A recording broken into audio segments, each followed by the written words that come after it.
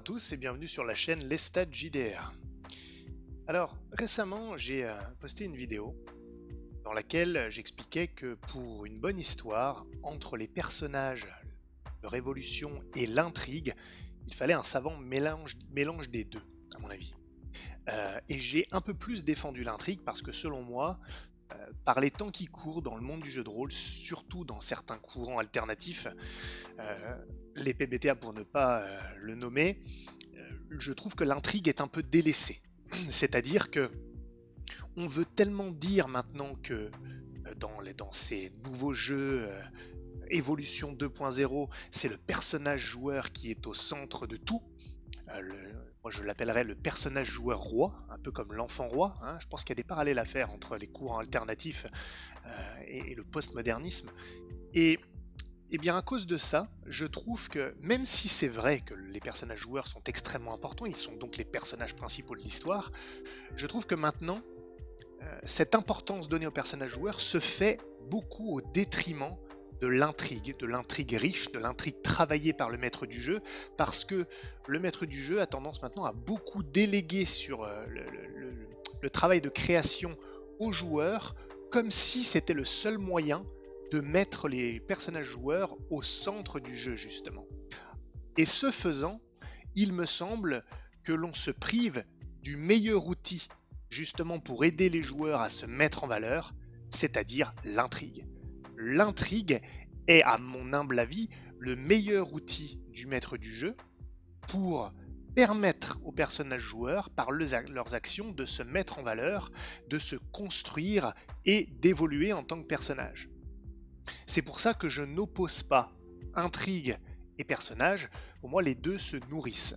Et je voudrais redorer donc le blason de l'intrigue. Et cette vidéo que j'ai faite a suscité un commentaire de Christophe de la chaîne Pilule Rouge. Je vous invite à aller voir sa chaîne, hein, c'est le roi des actual plays. Et alors on a eu un petit débat parallèle et c'est vrai que ça m'a donné envie de poursuivre la discussion. Je passerai sur les détails de ce commentaire et du débat qu'on a eu. Le but, c'est pas une vidéo réponse directe, mais ça me permet d'élargir un peu le champ. Sur 2 points. Je trouve que, justement, dans le monde, dans la mouvance un petit peu PBTA, que j'ai souvent tendance à critiquer en tant que mouvance, je l'admets, je trouve qu'il y a 2 erreurs qui sont faites et qui peuvent porter préjudice au jeu de rôle dans son ensemble, en tout cas aux parties de jeu de rôle. C'est l'idée selon laquelle une histoire qui repose sur une intrigue travaillée, préparée, fouillée, va nécessairement nuire au libre arbitre des joueurs et donc mener à du dirigisme. Je pense que là, il y a une confusion fondamentale parce que les deux n'ont absolument rien à voir. On peut avoir une intrigue très travaillée, ça ne veut pas dire qu'on sera dirigiste.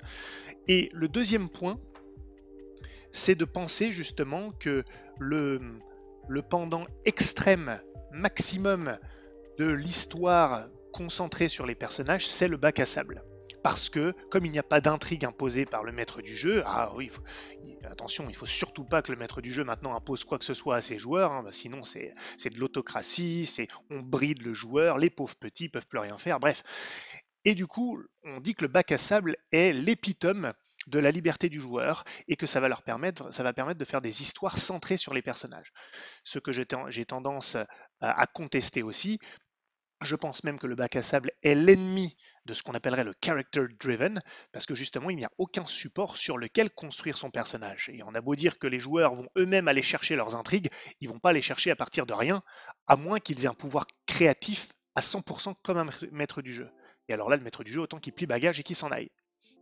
Donc, c'est ces 2 points que je voudrais soulever. Je voudrais montrer que l'intrigue fouillée n'existe pas au détriment des personnages joueurs, c'est-à-dire qu'elle ne leur volera pas la vedette.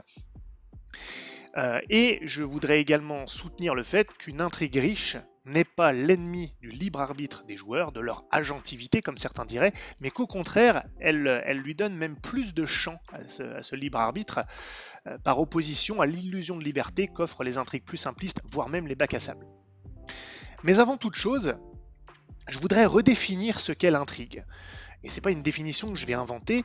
Pourquoi je voudrais faire ça? Parce que, encore une fois, et oui, je continue de casser du sucre sur le dos de la mouvance PBTA, mais euh, un de mes joueurs a tendance à caractériser le PBTA d'une manière assez ironique qui m'a plu et qui plaira pas à certains, c'est de dire que c'est comme Apple. Ils n'ont pas inventé grand-chose, mais ils se sont accaparés beaucoup des brevets.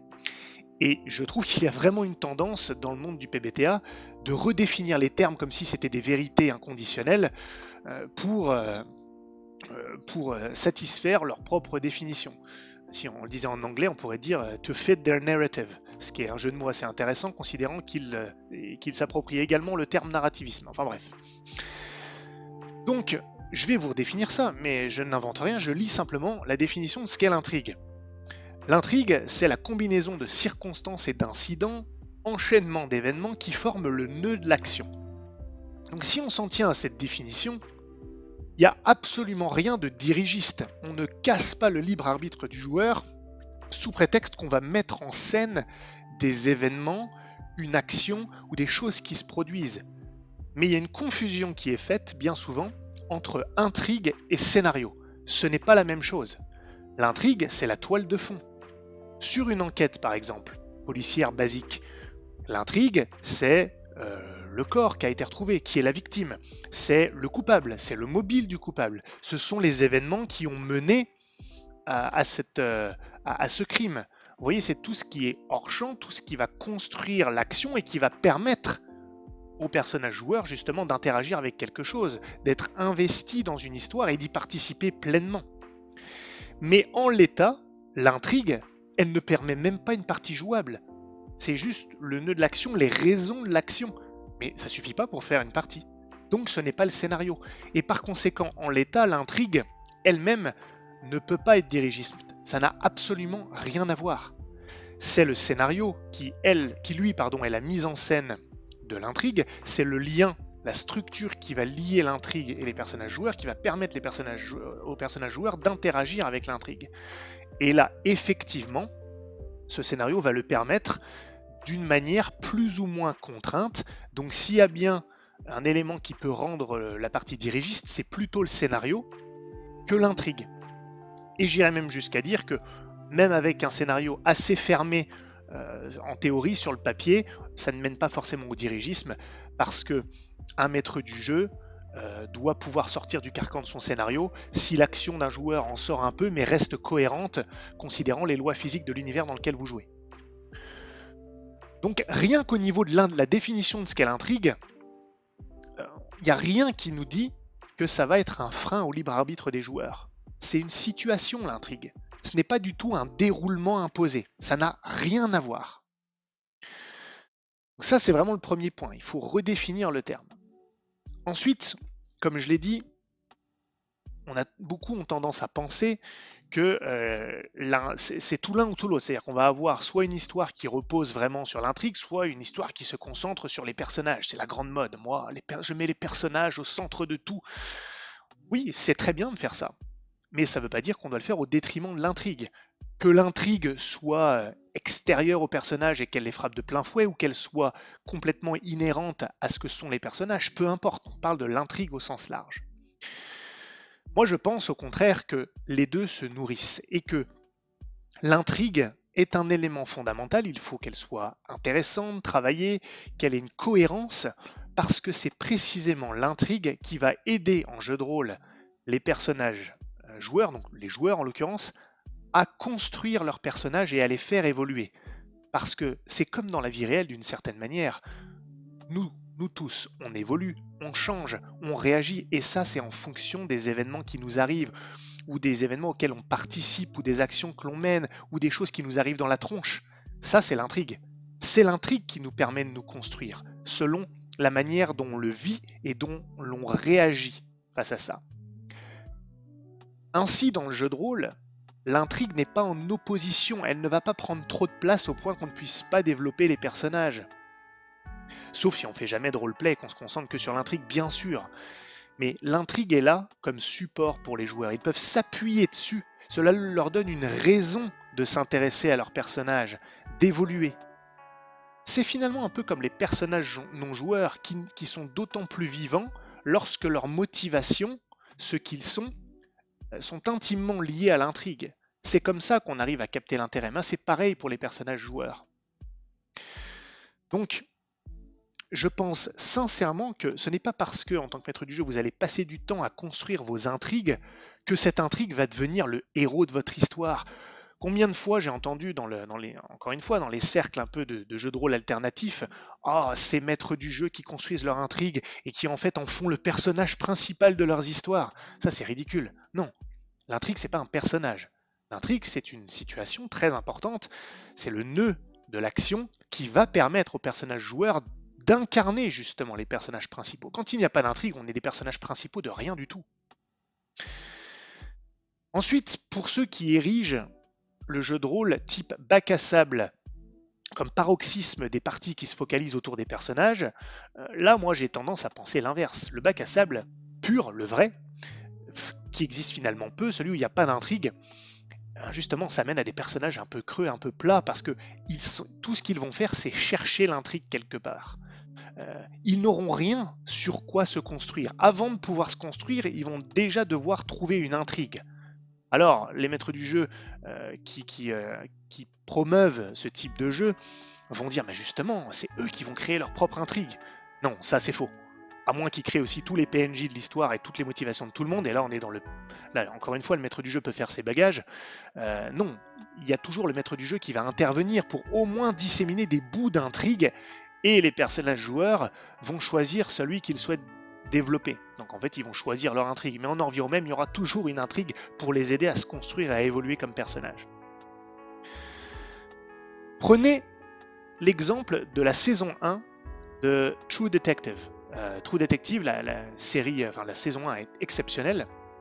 Pour ceux qui l'ont vue, je pense que beaucoup la qualifieraient de character driven, c'est-à-dire une histoire qui se concentre sur les personnages. Je pense que c'est assez indéniable que les personnages sont au cœur de l'histoire. Pourtant, l'intrigue, elle est complètement externe à ces personnages. Il n'y a rien qui les lie personnellement à l'intrigue au départ.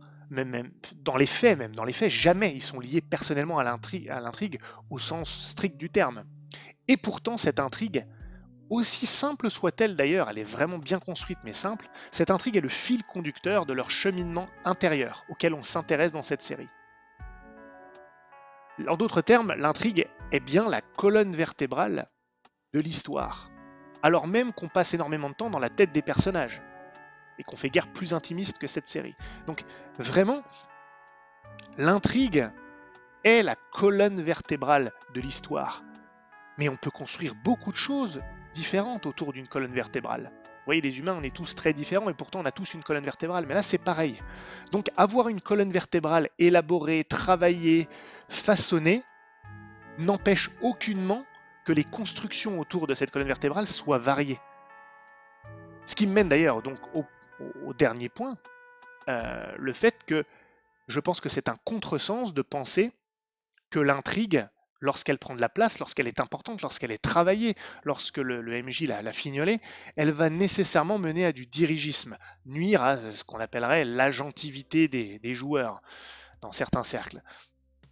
Non, je pense même le contraire, qu'une intrigue riche va favoriser le libre arbitre, plutôt que l'illusion que peut donner une intrigue plus simpliste, voire inexistante, comme dans un bac à sable. Parce qu'une intrigue riche, peut même avoir d'ailleurs plusieurs intrigues, va proposer beaucoup d'éléments sur lesquels les joueurs vont pouvoir réagir, même construire, ou même ajouter des choses, et ils y penseront parce qu'il y a de l'existant, il y a une intrigue, il y a une action, il y a une dynamique provoquée par cette intrigue-là. Par conséquent, les choix qui s'offrent à eux, même s'ils ne sont pas clairement définis, même pas tous trouvés d'ailleurs par le MJ, ils sont bel et bien là. Lorsque vous vous concentrez sur des intrigues moins travaillées, plus simplistes, et encore une fois, hein, par simpliste, je ne dis pas que vos intrigues doivent être nécessairement complexes, mais travaillées, originales ou cohérentes, qu'elles aient une existence vraiment concrète, ça va vraiment faire naître des idées dans l'esprit de vos joueurs, et ça doit permettre justement qu'ils puissent partir dans tous les sens dans le cadre de cette intrigue-là. Ce n'est pas des limitations, une intrigue, ce n'est pas un périmètre, c'est, comme je le disais, une colonne vertébrale. Donc on peut construire autour d'une intrigue, on ne construit pas au sein d'une intrigue, on construit autour, donc il n'y a pas les limites que certains dénoncent. Et donc, dans un bac à sable, pour reprendre l'exemple extrême, où on dit souvent « Ah, c'est là que mes joueurs ont énormément de liberté, ils peuvent faire ce qu'ils veulent », mais au final, il y a tellement peu de choses que c'est une illusion de liberté et de choix. Certes, ils peuvent faire ce qu'ils veulent, mais il y a tellement de peu de choses à faire finalement dans un bac à sable, malgré l'amplitude théorique du champ d'action. En fait, il n'y a rien sur quoi réagir, sur quoi rebondir. Mieux vaut une seule intrigue fascinante qui permet de rebondir de plein de manières différentes qu'un rien. La liberté du joueur, ce n'est pas la liberté de trouver ses propres intrigues. La liberté du joueur, c'est de réagir comme il l'entend par rapport à des intrigues existantes. Après, il peut aussi être à l'origine de certaines intrigues, mais il y a une base. Donc il ne faut pas confondre. En conclusion, je voudrais vraiment dire qu'une intrigue travaillée, fouillée, riche, ne va pas voler la vedette des personnages joueurs.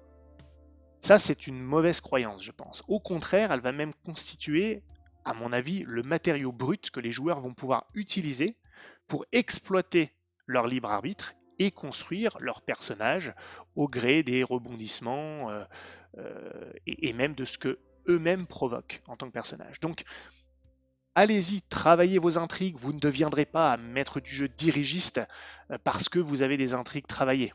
Elles n'ont pas besoin d'être complexes, elles doivent être juste cohérentes, intéressantes, et je l'ai souvent dit, être capable d'impliquer viscéralement et personnellement les personnages, un peu à la manière de True Detective, comme je le disais, soit dès les prémices de l'histoire, soit assez rapidement dans l'avancement, pour qu'ils se sentent investis quand même tout de suite. Donc, le character-driven et le plot-driven, normalement, ne devraient pas s'opposer. Je pense qu'ils ne devraient faire qu'un. Et le JDR ne fait pas exception. Voilà, j'espère que cette vidéo vous aura plu, ou au moins que ça vous aura donné à réfléchir. Si c'est le cas, n'oubliez pas le pouce bleu, abonnez-vous à la chaîne, et n'hésitez pas à réagir en commentaire que vous soyez d'accord ou non, à l'image de Christophe. À très bientôt, merci à tous.